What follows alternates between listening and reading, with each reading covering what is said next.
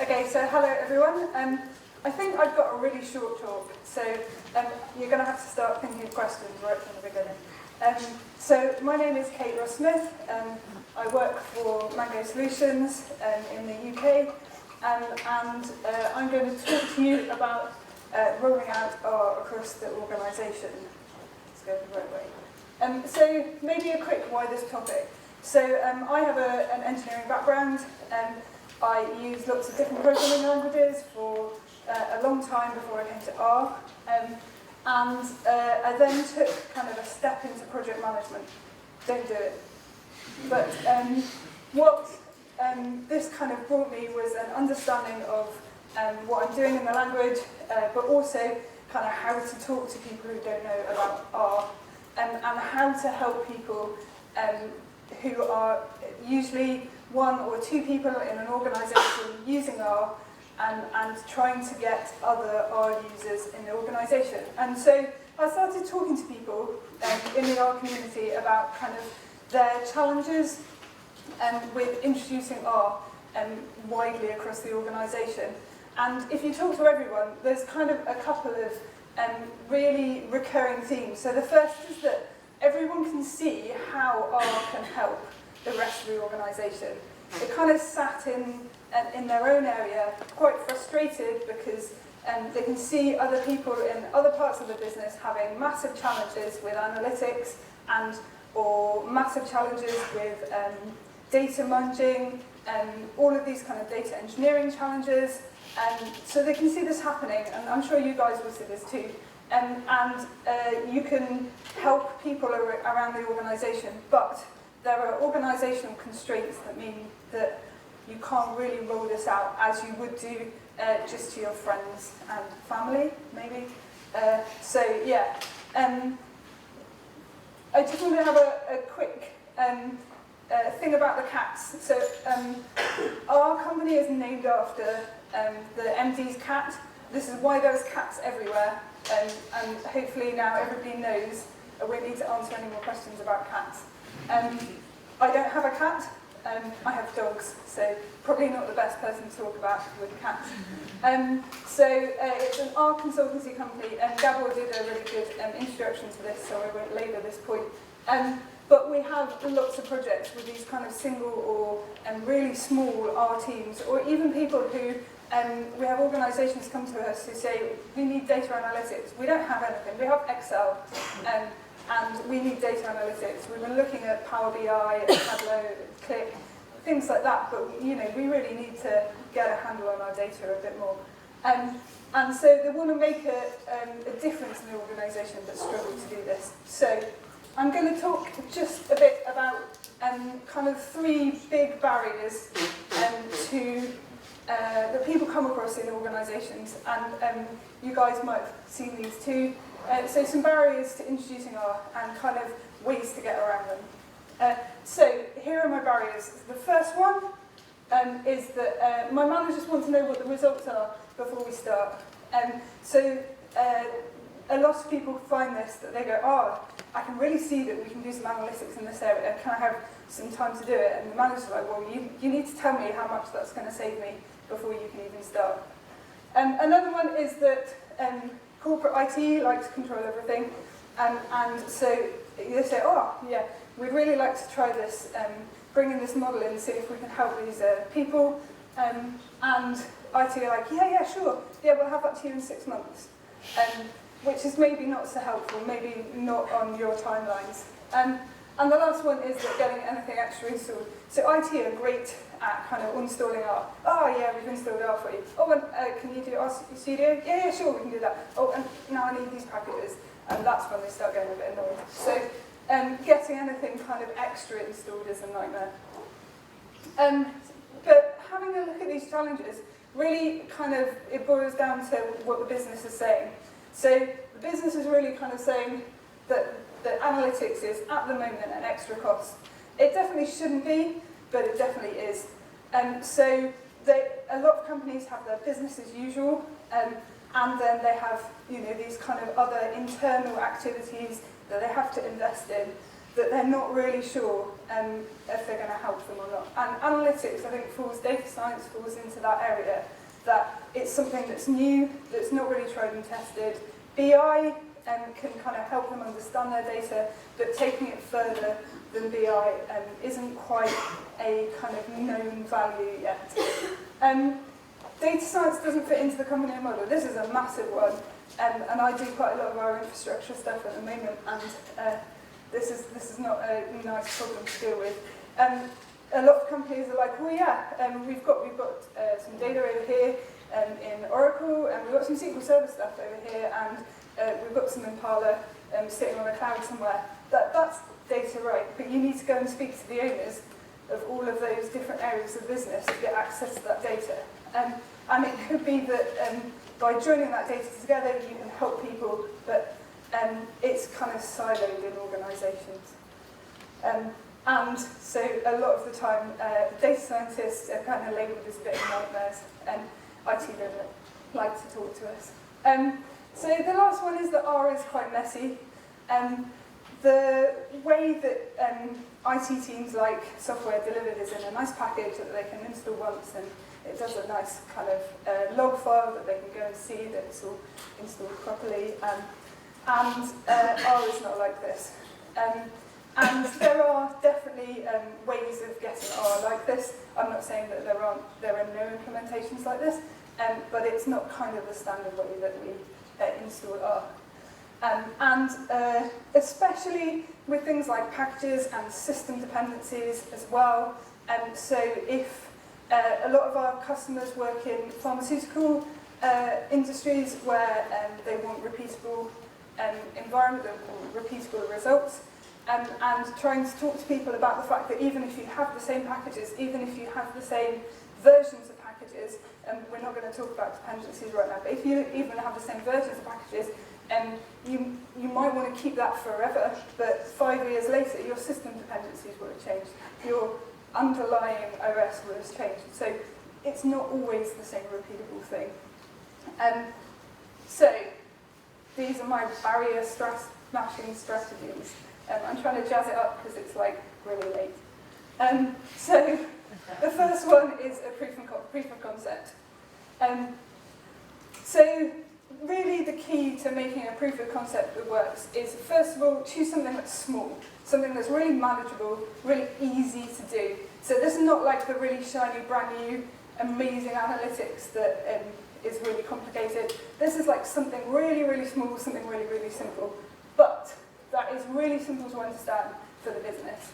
So this is really kind of looking at the bottom line type analytics. So you're going for cost or quality, something, or time saving, something like that. But it is massively difficult to ignore. If you pick something from an organisation that is something that's on their minds at the moment, like working with a customer who their data's been under constant attack from a previous employee for the last 2 years, and so they're really wanting to firm up some of their architecture. So that's a great thing. You know, you can't ignore that. If I can help you with that, if I can help you to have strategies to understand what's going on with this data here, then you can't ignore me because I've helped you. Owned by the business. I think this is a really, really key one. So often as data scientists, we pick things that are like interesting to us, but something that's really interesting to the business, which might be pretty boring to us, is something that they can take and run with.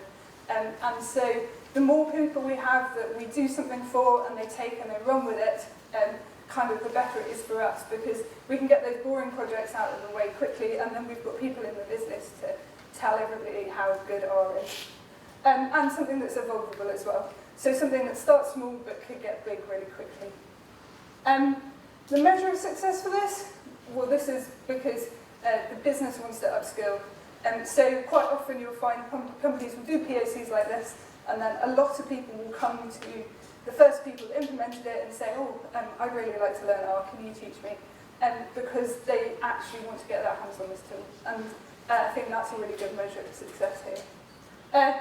So the next strategy is the happily ever after. So I think this is really key, telling someone else's story.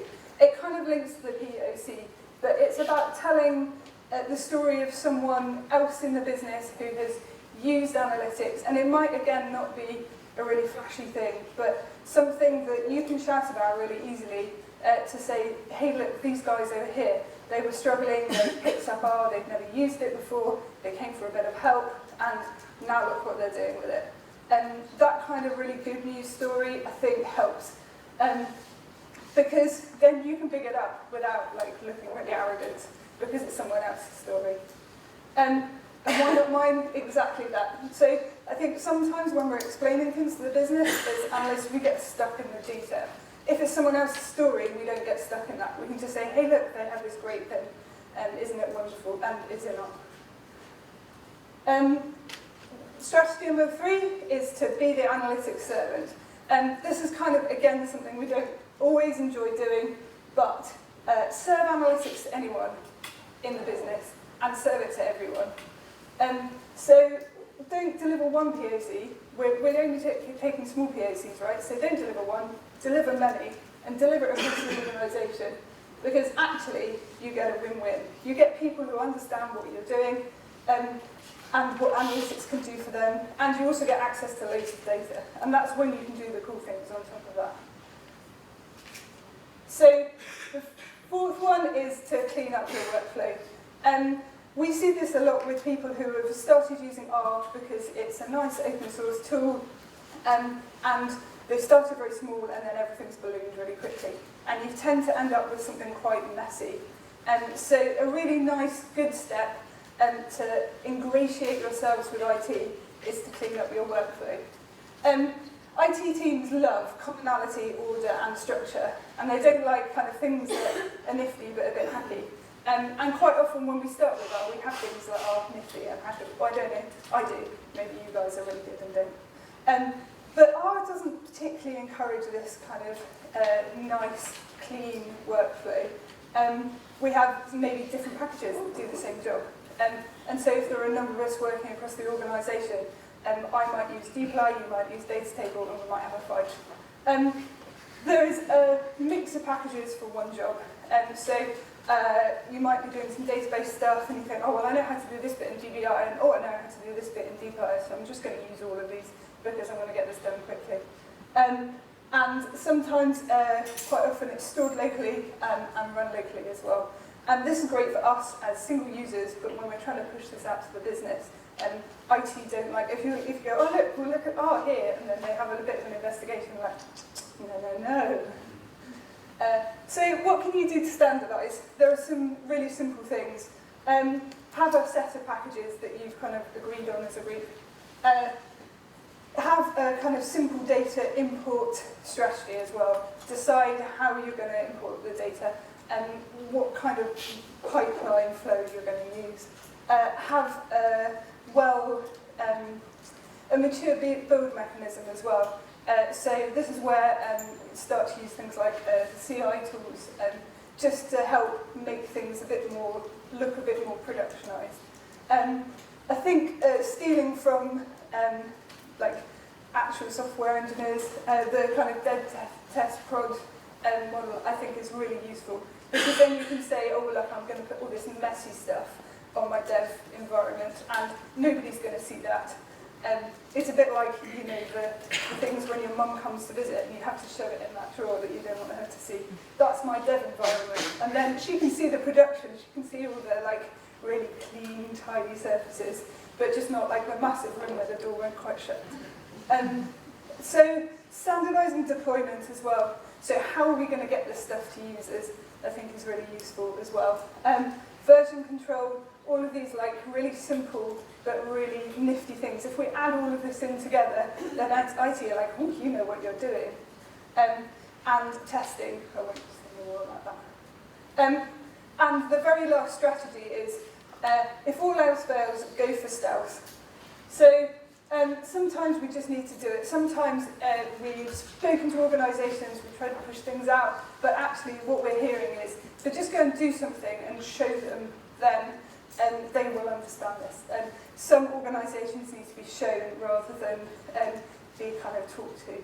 So what we really want to do is get a pipeline working, get it tested, show it's all okay, make everyone happy, make everyone feel really warm and fuzzy inside, and then we get the go-ahead to move forward. And I think quite a few people have made this point today actually already. A really nice way to do this is to host on cloud. So you can put all of those like really nice, good strategies into place in a really small environment and say, well, look, we thought about all of this pipeline. It's massively scalable. So once someone has gone, oh yeah, this is brilliant, I need you to set this up now. If you have quite a local development, it's not so easy. But if you can have something that is really massively scalable, then you're on to a winner. And I have to put this in because I have so many projects where customers are like, oh, what about our data security? So that's always something to consider. So thank you for listening.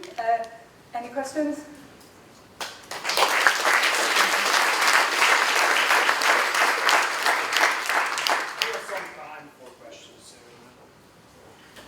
Does anyone have any questions? Hi. Yeah, you mentioned CI tools and building things. Do you have any complete recommendations that actually works? So we use Jenkins, which we have a very nice two kind of DevOps guys at Mango who you go, please can you set this up, and this doesn't quite work. And yeah, so we use Jenkins for almost everything that we do. It is, I think, like especially when you're on cloud deployment, it's so simple to add in. It's really tiny, and it's a really nice kind of choice to use. It doesn't matter if it's Subversion or Git, because some people in our company still use Subversion. I don't know why.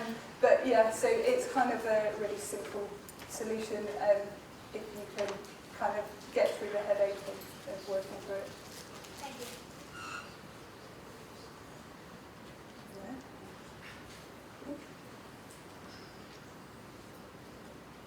All right, let's thank Kate again.